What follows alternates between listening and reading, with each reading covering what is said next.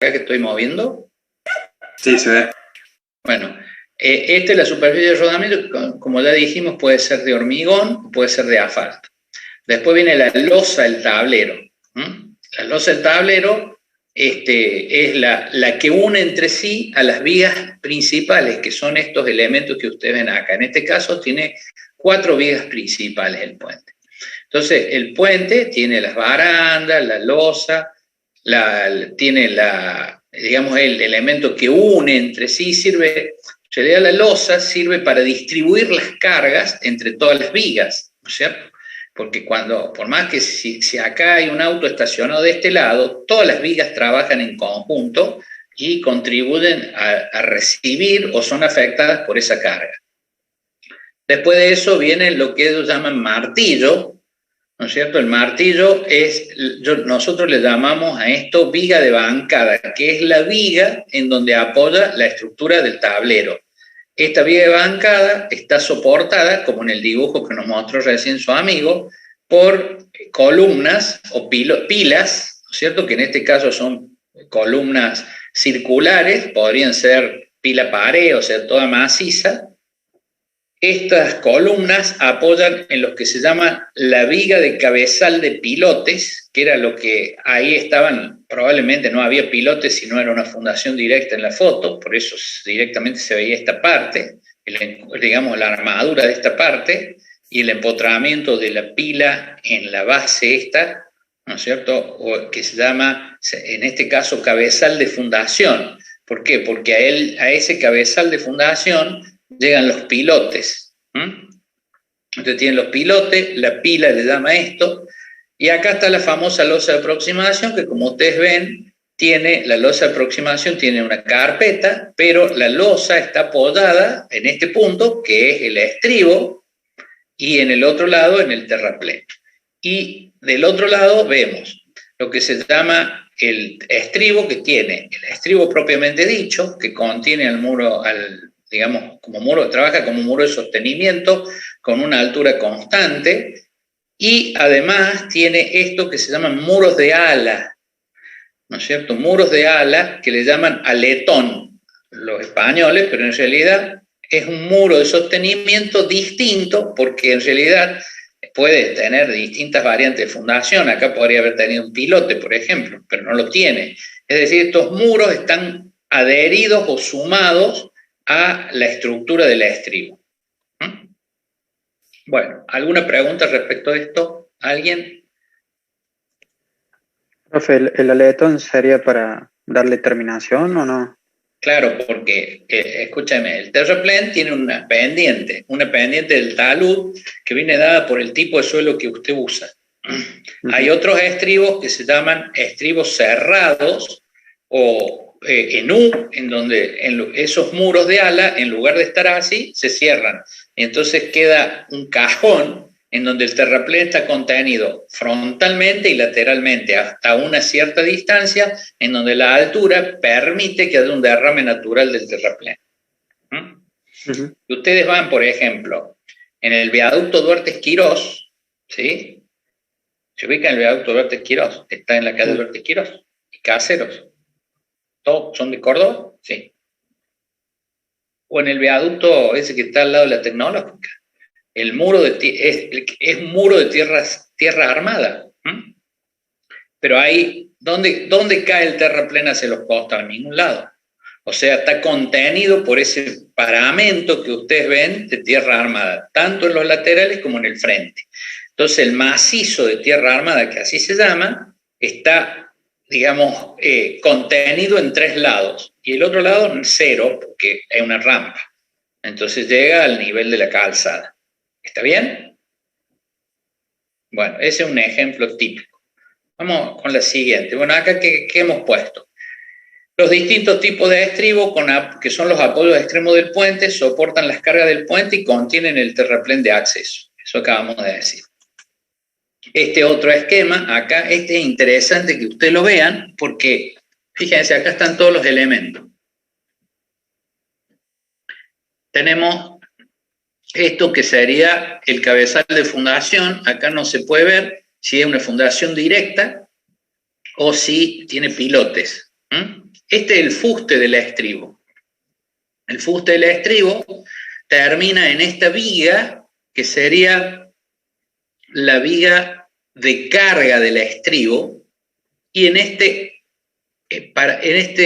se llama, es un paramento, o se llama espaldón del estribo, le llamamos. El espaldón del estribo es aquel que, digamos, nivela el terraplén con la calzada, la carpeta de rodamiento del lado del puente. Esta es la viga.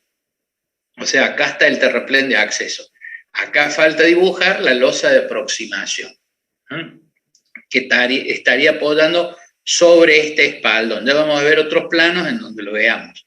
Bueno, acá habla de las distintas alturas. Fíjense ustedes, acá tienen efecto varias cosas. Tienen las alturas y tienen las cargas. El estribo tiene que reaccionar proveyendo la reacción, vale la redundancia, a la superestructura. Pero esa es una fuerza, podríamos decir, vertical. Y hay una fuerza horizontal que produce momentos. Entonces, esta sección que marco acá es una sección muy solicitada porque tiene, vamos a ver si podemos hacer así, esta sección, vamos a ver, ¿por qué no puedo adelantar esto? No sé por qué. Porque debe haber una, a ver, acá, ahí está. Miren, esta sección es la más solicitada porque es el empotramiento del fuste del estribo en la viga de cabezal o viga de fundación. Entonces, fíjense, este ancho tiene que soportar la flexión, la carga vertical, o sea, una flexión compuesta originada por la carga de compresión, que es la reacción de la superestructura, y el momento producido por la estructura. A ver si podemos dibujarlo. Vamos a hacer picantes ahora. Vamos a ver si podemos. A ver, marcador con resaltado. A ver si yo puedo dibujar. Acá estaría, no me gusta el color, espérense. Pone para que se vea el azul. Fíjense, acá hay una fuerza así. Uy, qué ancho que salió. Esta es la fuerza que actúa como empuje. Ahí está. Miren qué bien que dibujo. Así, una fuerza. Y acá tenemos otra fuerza, que es esta. Tendría que ser vertical. Bueno, salió más o menos. Esta es la reacción, digamos, que tiene que proveer. Este es el estado de carga. Todo el peso de la estructura, que no es solamente de las vigas, sino de todo, cae en esta sección. Y a eso hay que sumarle el momento. Entonces, esta sección podríamos decir que es crítica y debe ser, digamos, considerada para, no volver nada, ahí está, al puntero láser. Entonces, esta sección es la importante porque acá vamos a tener una solicitación muy grande. Entonces, tiene que ser una sección de hormigón armada fuertemente armada. Bueno, vamos a seguir con la que sigue, la siguiente. A ver si lo podemos cambiar de acá. Sí, ahí está. Las pilas. Estas son las pilas, los apoyos intermedios de puente, que generalmente van sobre el curso de agua o sobre un cantero en el caso de las autopistas. En este caso tenemos una pila pared. Se llama así porque es una estructura cerrada totalmente, como si fuera una pared. Este es el corte, ¿ve? Entonces es totalmente maciza, no es un elemento transparente. Esta es una viga que tiene dos columnas y acá tenemos la viga de cabezal de fundación y esta sería la viga de bancada donde apoyan las vigas principales del puente. Esta es una pila similar a la del puente Maipú. Es una pila más esbelta, es una pila pared también, porque esto es macizo. En este caso es más esbelto. En este caso, ¿cuál es el tema? Esta viga de bancada tiene este voladizo, fíjense, este tamaño de voladizo, mientras que en este caso el voladizo es mucho mayor. Y acá, en este punto, apoyan vigas. Entonces, la reacción, fíjense, esta viga tiene que estar fuertemente armada. ¿Y esto, a qué va esta aclaración? Miren, desde el punto de vista estético, es mucho más esbelto esto que esta estructura. Pero esta tiene mucho más solicitación desde el punto de vista estructural porque esta sección que estoy marcando acá es una ménsula, esto, un voladizo que recibe la carga de dos, por lo menos, vigas del puente. Entonces, y lo mismo de este otro lado. Entonces, primero, este voladizo, en general la armadura pasa de este lado a este lado, o sea, es una armadura de una viga que está apoyada en un punto, ¿no es cierto? Está empotrada acá, podríamos decir, en el fuste. Y a su vez esto apoya en el cabezal de fundación. Y esta es otra tercera forma de pila, en donde, o sea, hay muy variadas, como ustedes ven. Este es el cabezal de fundación, la viga bancada, y tiene en este caso 3 columnas. Acá vemos cuáles son las tensiones, fíjense, originadas de algo de que lo que hablábamos al principio, con el núcleo central y todo eso. Esta es una pila, podemos observar el cabezal de fundación, hay una fundación indirecta mediante pilotes. Acá tenemos voladizos importantes, esta es la parte del tablero que está constituida, esta es una losa alveolar, porque son 2 losas en realidad, y fíjense, son estructuras tipo cajón, pero regulares, o sea, son rectángulos las vigas. Entonces tenemos, digamos, por la fuerza horizontal que se aplica, por eso se llama V sub Z, ¿no es cierto?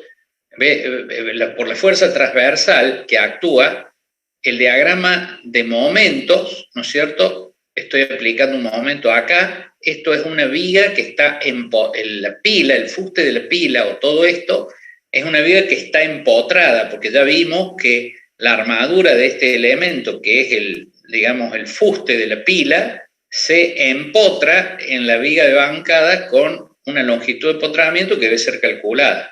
O sea, esto es un empotramiento de esta parte de la estructura en esta parte. Entonces esto actúa como una ménsula y a la cual está aplicada una fuerza horizontal transversal en este punto, y la viga va a resistir o mejor dicho, va a estar solicitada con este diagrama de momentos. Es decir, una flexión simple en ese sentido, en el plano, digamos, del papel, digamos, o del dibujo. Va a ser una flexión simple, como si fuera una ménsula cualquiera. Mientras que longitudinalmente, como la viga va a estar sometida, este diagrama está rebatido, ¿no es cierto? Entonces los momentos, al ser, digamos, vamos a trabajar esto va a ser como una columna, ¿no es cierto? Una columna en donde le he aplicado acá, donde está el puntero, una fuerza de punta, así, en la dirección longitudinal del puente. Entonces eso que va a producir una flexión, que es el diagrama de Navier, que acá tienen. Entonces tienen un triángulo cruzado de Navier en donde va a haber una zona comprimida y una zona traccionada. ¿Alguna pregunta? Despierten. Bueno, acá hay otro tipo de, digamos, solicitación, de otro tipo de estructuras o vigas, como lo quieran llamar, que son otras soluciones. Pila central con apoyo simple. Esto es el caso de una pila central en donde hay un solo apoyo. Puede ser para el caso de una viga continua. Entonces no hay tramos. En general, en nuestro medio, los puentes se hacen con estructuras o con superestructuras que son vigas simplemente apoyadas. Entonces tienen que tener, como en este caso, la pila central apoyo doble. Un apoyo para la viga que va para este lado y un apoyo para la viga que va para este otro lado. Y este es una pila lateral con un apoyo simple, distinta. Bueno, son variantes, ¿no? Vamos a hablar ahora un poco de la subestructura. En este caso nos referimos a los sistemas de fundación que transmiten las cargas a aquellos estratos del suelo que son aptos para generar las reacciones necesarias que garanticen el estado de equilibrio de la estructura y pueden ser fundaciones directas o indirectas. Todos ustedes saben que una estructura tiene que cumplir 3 condiciones. El primero, la denominada, ¿qué? Condición de ¿cuánto? ¿De borde? ¿De resistencia? Sí, muy bien. ¿Qué otra? ¿Qué otra condición? De deformación. De rigidez o deformación. ¿Y la tercera? Estabilidad. Exactamente. Bien, bueno. ¿Dónde aprendieron eso? Todas las materias. Bueno, me alegro. Estoy contento porque eso es importante que lo sepan. Ustedes, nosotros, todas las personas, somos estructuras. Entonces, tenemos una estructura, estamos hechos de materiales los seres humanos. Nuestro sistema óseo es la estructura que sostiene los pesos del cuerpo. Bueno, entonces nosotros tenemos que ver que la estructura de un puente es también algo que tiene que estar en equilibrio. Entonces tiene que haber algo que provea la reacción a esta inmensa carga que origina la estructura. Un puente, les dije, puede pesar 3, 4, depende, o 5.000 toneladas, todo lo que es el puente en sí mismo con las cargas y todo lo demás. Entonces esa magnitud de cargas tiene que ser resistida para que exista equilibrio. Esto quiere decir que no haya asentamientos diferenciales. Entonces trabaja obviamente con coeficientes de seguridad y dependiendo del tipo de suelo que se trate, van a ser estructuras que, necesitan de una fundación indirecta, es decir, buscar en la profundidad un estrato que reciba, que aporte la reacción necesaria para mantener el equilibrio de manera permanente, o bien estructuras que, apoyen directamente sobre un suelo de fundación que sea lo suficientemente rígido, como es una piedra o la tosca, ¿no es cierto?, de manera tal que se pueda hacer una fundación directa. Hay puentes en Córdoba, por ejemplo, que de un lado tiene una fundación directa, de un lado el río, y del otro lado, el otro es un estribo, tiene una fundación directa, y otro estribo tiene una fundación indirecta mediante pilotes. Entonces, ¿eso por qué es? Y porque de un lado hay un tipo de suelo, y del otro lado hay otro tipo de suelo. Entonces, al haber esta variabilidad, hay que ir adecuando el sistema de fundación a los requerimientos o necesidades que yo tengo. Entonces, acá se ven distintos tipos de pilotes que se pueden utilizar. Ustedes ya lo han visto esto. Están los pilotes, estos que son pilotes hincados, entonces se hace una tubación y se genera un tapón que se va realizando una excavación. Estos pilotes ya prácticamente no se utilizan. En los viejos puentes se usaba esto porque no había otro sistema. Eran pilotes que se hincaban a través de un efecto dinámico, es decir, con un pilón se iban compactando hasta generar primero un tapón de hormigón que iba a ser introducido lentamente en el suelo hasta lograr la profundidad adecuada. Después que estaba todo el hueco realizado, se introducía la armadura y después se hormigonaba. Estos pilotes se dejaron de utilizar porque al ser dinámicos, al ser el pilón una estructura bastante pesada, los efectos de las vibraciones que producían en las inmediaciones eran muy perjudiciales para las otras construcciones existentes. Entonces, en la ciudad de Córdoba pocas veces se han usado este tipo de pilotes. Hace muchos años se usaban, por ejemplo, cuando se quería hacer un edificio, pero estas vibraciones, recordemos que el suelo es un continuo, ¿cierto? El subsuelo es un continuo que transmite las vibraciones. Entonces, producía efectos no deseados sobre otras estructuras aledañas y por eso medio que se dejó de usar en las ciudades. Yo en la zona rural puedo hacerlo porque no afectó ninguna otra construcción existente. Bueno, acá está más o menos el proceso descripto de cómo se va haciendo por etapas esto hasta que se llega a la base. Fíjense que esta es una zona granular muy poco densa, después una zona de piedra, otra piedra, pero la de apoyo es esta, la última, que es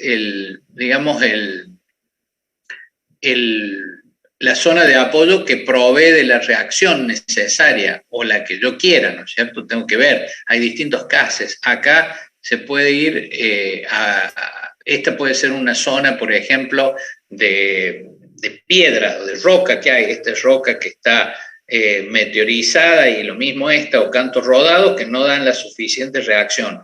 Para que tengan idea ustedes, una tensión admisible de pilotes buena, más o menos de 10 kilos por centímetro cuadrado, para este tipo de estructuras, ¿no?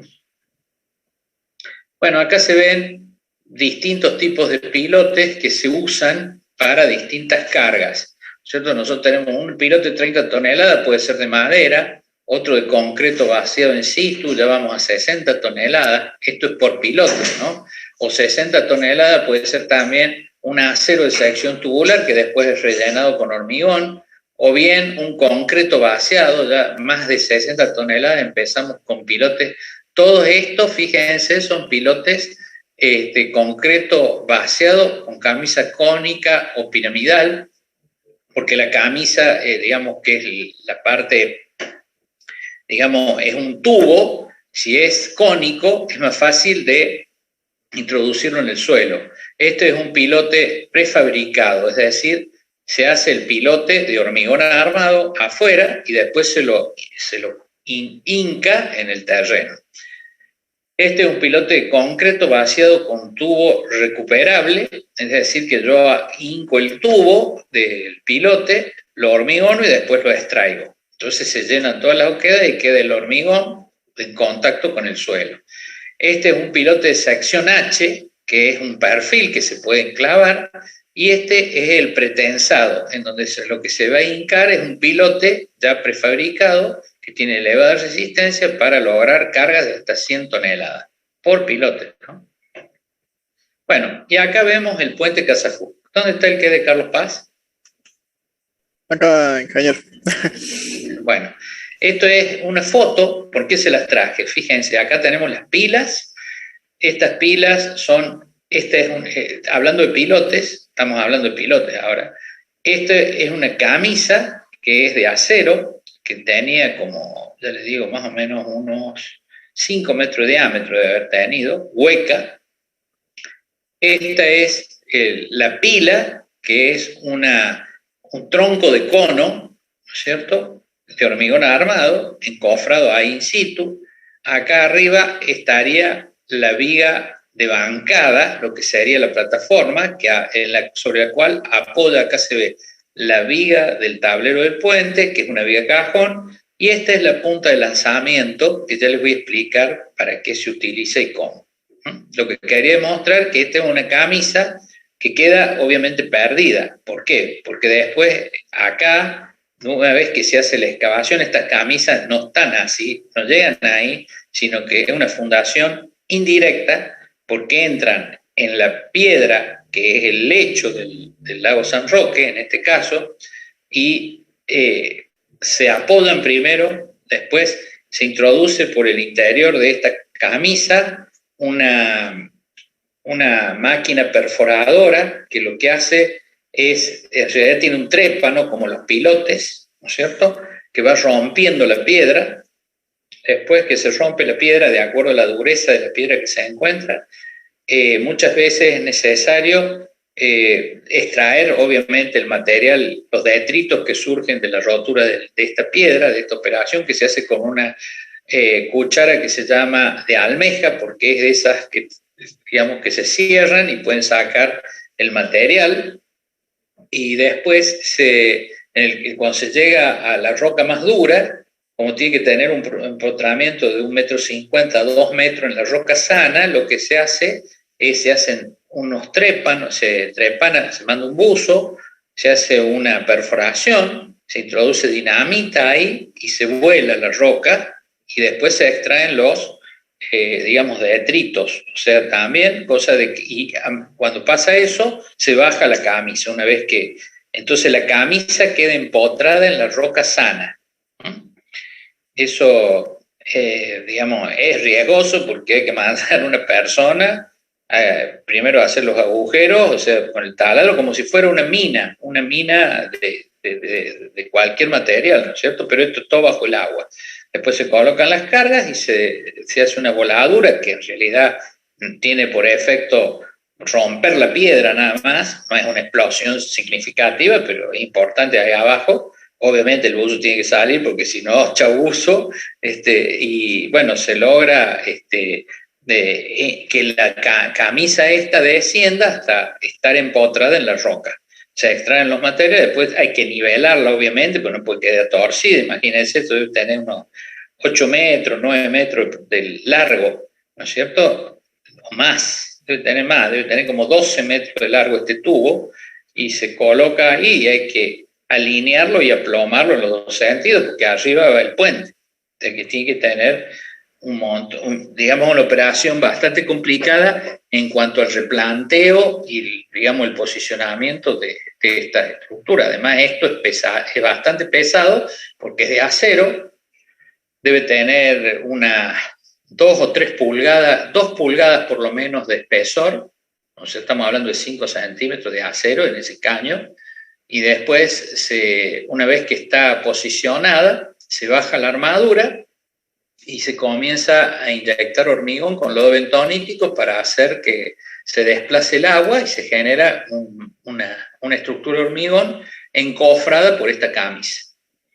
Imagínense ustedes que esta columna única tiene que resistir el peso de la mitad del tramo del puente, de la superestructura, el esfuerzo horizontal que tiene durante el empuje, que ya vamos a explicar cómo es, y encima el tránsito, o sea, durante la vida útil. Entonces es una estructura, digamos, muy interesante para calcular. Profe. Bueno, y acá entramos, hasta acá llegamos hoy, porque entramos en la definición del proyecto de puentes, que esta va a ser el tema de las próximas 2 clases, en donde seguramente vamos a avanzar, y después vamos a entrar a ver casos particulares y más que cómo se calcula cada, digamos, después de haber definido cada una de las partes del puente, ahora vamos a estudiar los distintos tipos de estribos, los distintos tipos de pilas, los distintos tipos de tableros y los distintos tipos de elementos anexos a un puente. ¿Alguna pregunta? Profe, el método que dijo recién para determinar qué roca es la que se debe, o sea, la que va a ser a donde va a llegar la cimentación. Sí. El anteproyecto, ¿cómo se sabe, o sea, a qué profundidad? Para el anteproyecto, usted cuando va a proyectar un puente tiene que hacer varias etapas. Esto es lo que, ¿ve? Acá dice, mire, datos topográficos, antecedentes, relevamiento propio, tarea de campo. Eso lo vamos a ver en la clase próxima, por eso le saco las diapositivas. Pero en realidad, usted cuando va a hacer un puente, tiene que recabar información. Entonces, se puede hacer un estudio de suelo y ver qué tipo de material tiene. En el caso del lago como este, tiene que hacer una balsa o una barcaza para de ahí poder hacer el estudio de suelo y hacer una perforación en el lecho del río para ver a qué profundidad tiene la piedra sana o qué espesor tiene el manto de aluvión que tiene. O puede ser que de este lado tenga roca sana y del otro no, ¿no es cierto? Es variable. Entonces, cuando se hace un anteproyecto, o previamente se hacen estos estudios que corresponden al anteproyecto y después forman parte del legajo con el cual se contrata la obra, o bien se coloca una cláusula que dice que previo a la ejecución del puente, porque además tampoco se puede hacer en un proyecto la verificación en cada uno de los puntos de apoyo, porque eso es una obra en sí mismo. O sea, yo no puedo hacer antes de la licitación la verificación de cómo está acá el suelo, a qué profundidad tengo la piedra. Entonces, ¿qué hago? Yo le digo que estimativamente, con los datos que puedo recabar, tiene una profundidad la fundación, deberá tener una profundidad, y eso es algo que se debe verificar de manera previa a iniciar la obra. Entonces, quien gana la licitación después tiene que ir y hacer los estudios para verificar los datos o eventualmente cambiarlos. Generalmente, el pilotaje de un puente, o sea, la parte de pilotes, se establece que se paga por unidad de medida. Entonces, tantos metros de pilote ejecutado. Entonces, es fácil porque una vez que se tiene el precio unitario de ese ítem, si hay más metros de pilote, se amplía ese ítem, que se puede ampliar hasta un 20%, y si hay menos, se paga de menos. O sea que la ampliación puede ser hasta un 20%, pero ya está el precio fijado de antemano.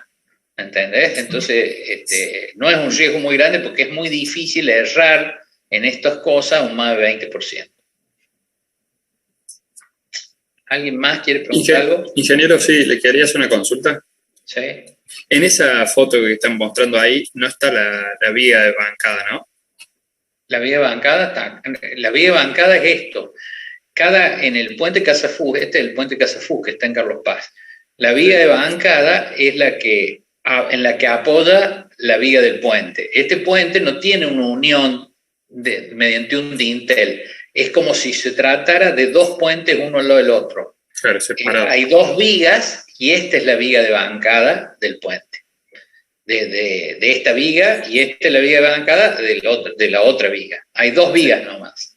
En realidad es como un cabezal de apoyo nada más, digamos. ¿Cómo? Es un cabezal de apoyo nada más. Claro, exactamente, es un cabezal de apoyo, pero como les digo, tiene que ver no solo con las cargas verticales, sino también con las horizontales que se producían. Obviamente, imaginemos el momento de inercia de esta columna, ¿no?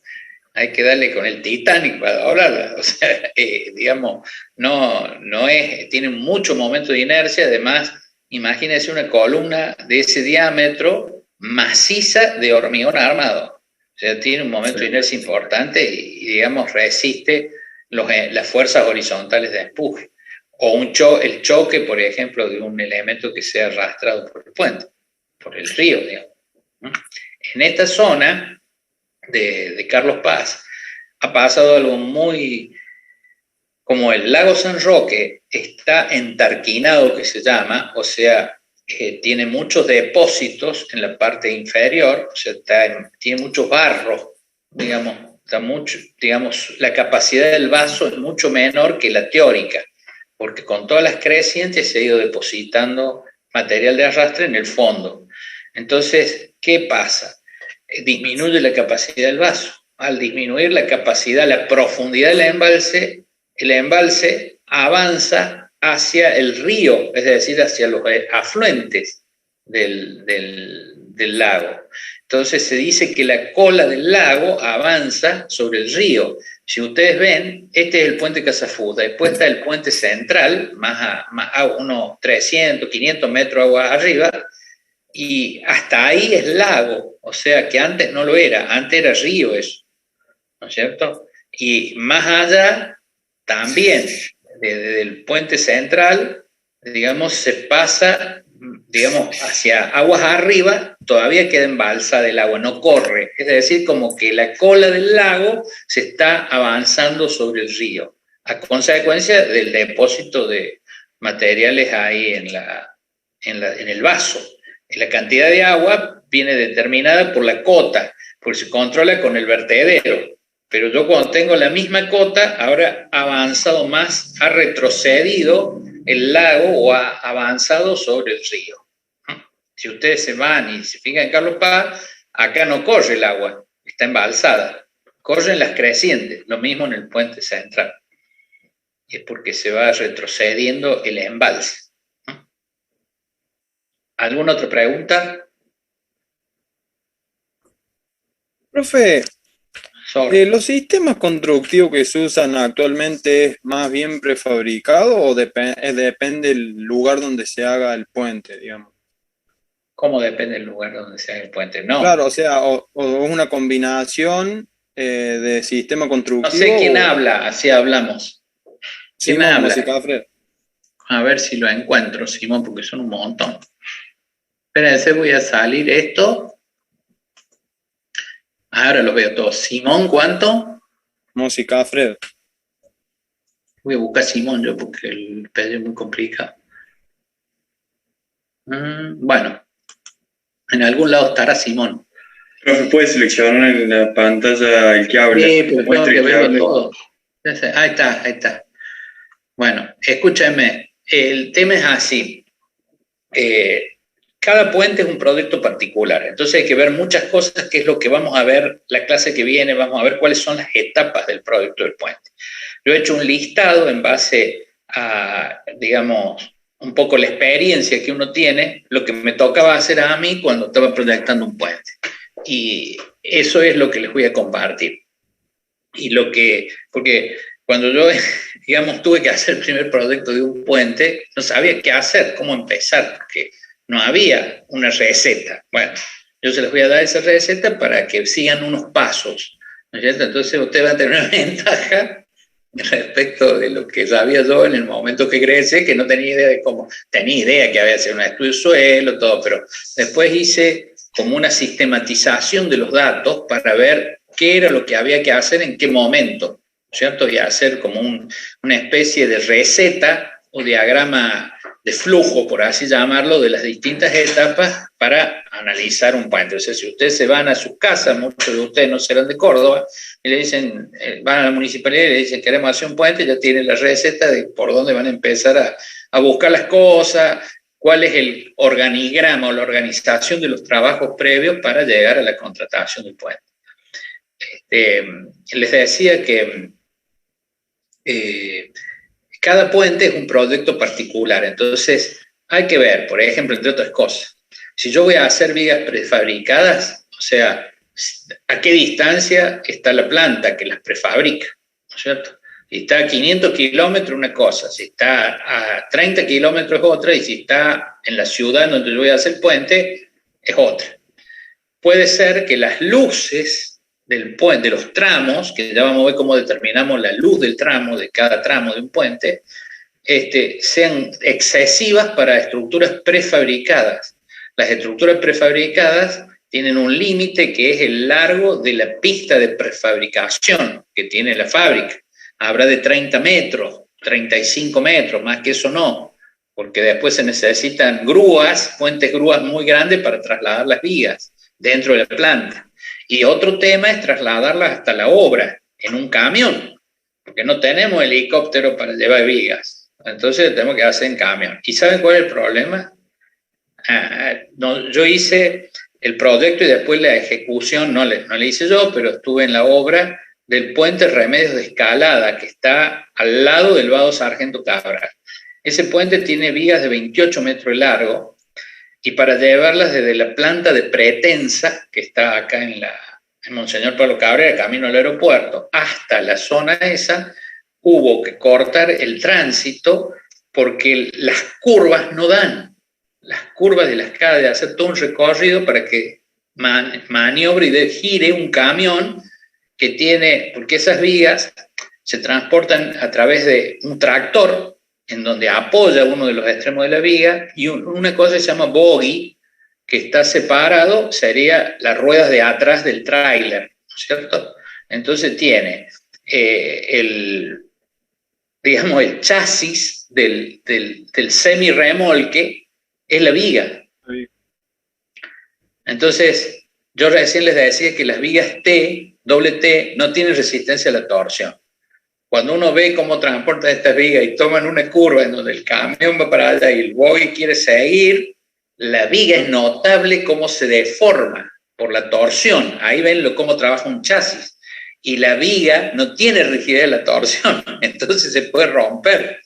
Hay que hacerlo como, digamos, como si fuera una operación muy delicada, porque se puede romper la viga al querer transportarla por tomar una curva muy cerrada, por ejemplo, en las intersecciones. Y las calles no tienen, si no son muy anchas, digamos calles anchas, no permiten el giro, el pase de esto de 30 metros.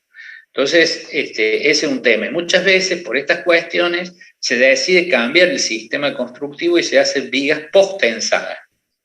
Para hacer una viga postensada, yo hago al lado de la obra, al pie de obra, hago una serie de pistas que en realidad no son otra cosa que un contrapiso de hormigón de las dimensiones de la viga, o de, digamos, una platea podría hacerla, y ahí hormigono las vigas.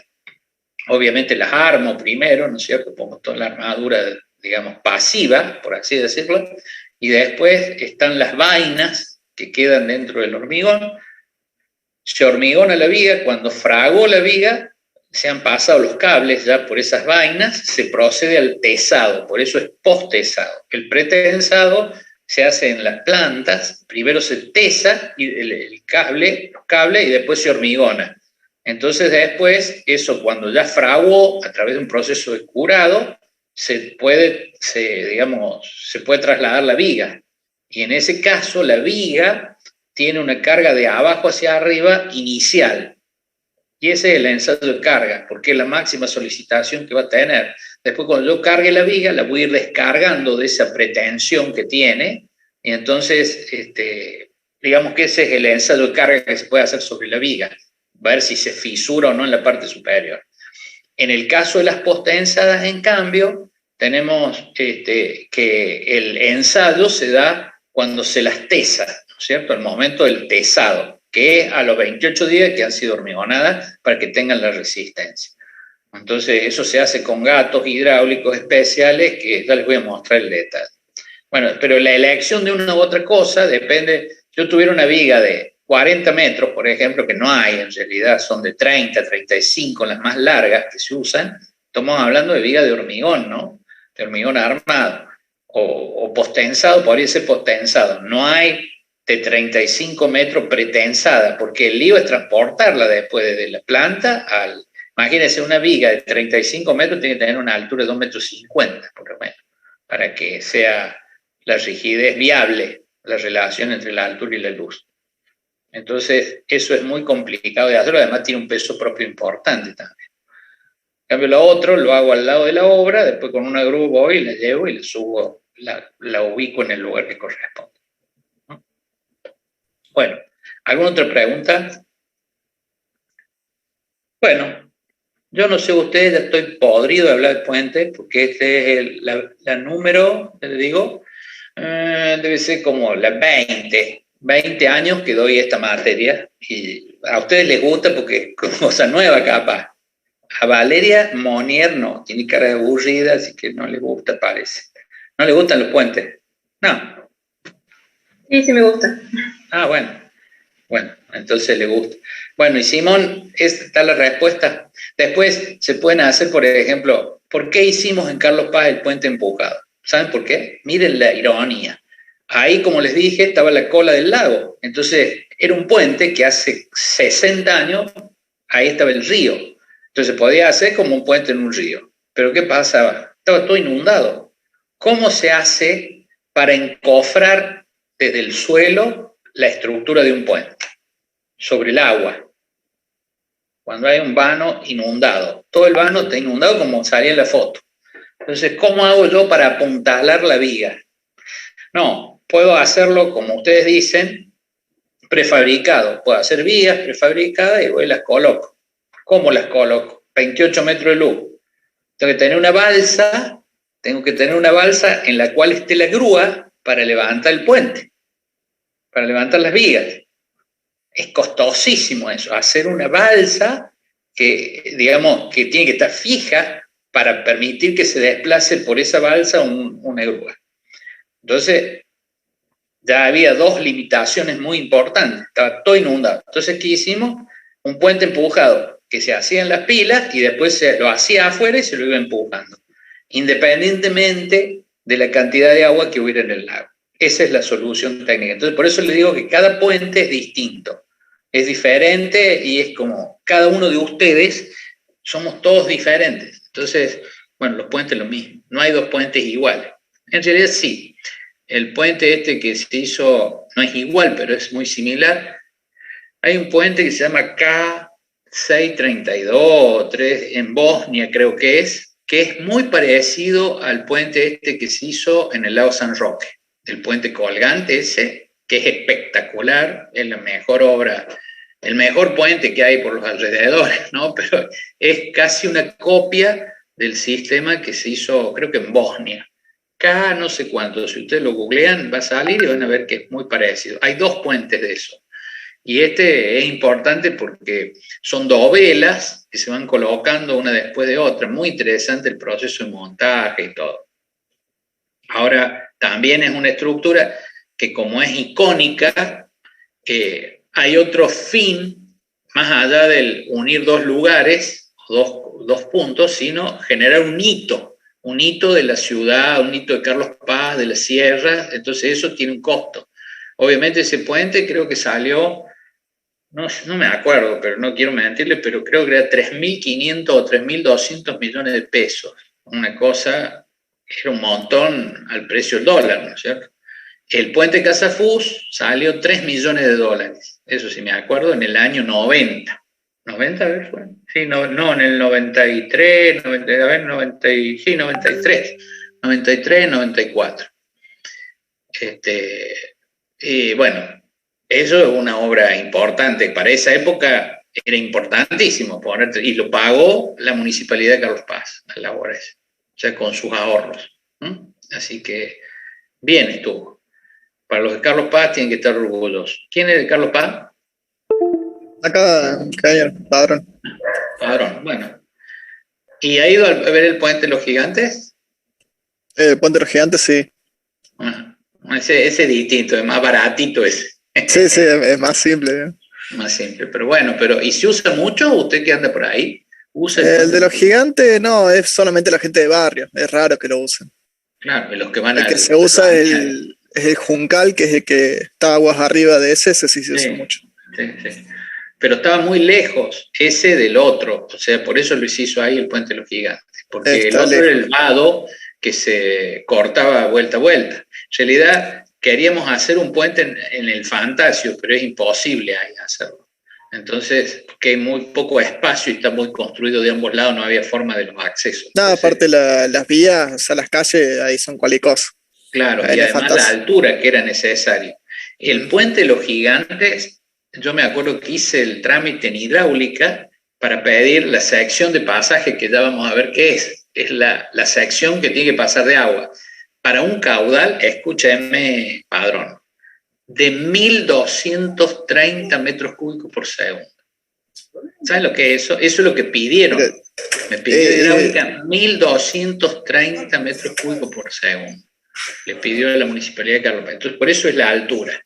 En realidad, para que tengan idea, el río Suquía tiene en época de estiaje 9 metros cúbicos por segundo el caudal, y en época normal 21 metros cúbicos por segundo. Entonces, 1.200, ese valor es el de la crecida de la inundación de San Carlos Minas, que fue en el año, ustedes ni habían nacido, que se inundó todo un pueblo, arrasó todo un pueblo el río San Carlos, creo. Y entonces tomaron esos datos y lo pusieron como límite, digamos, con un periodo de recurrencia, no sé cuánto. Bueno, como ven, lo de los puentes es muy interesante, a mí me apasiona, y realmente esta guía que yo he hecho de PowerPoint, que ya se los voy a compartir, sirve solamente para la excusa para explicar estas cosas que me parece que son mucho más interesantes.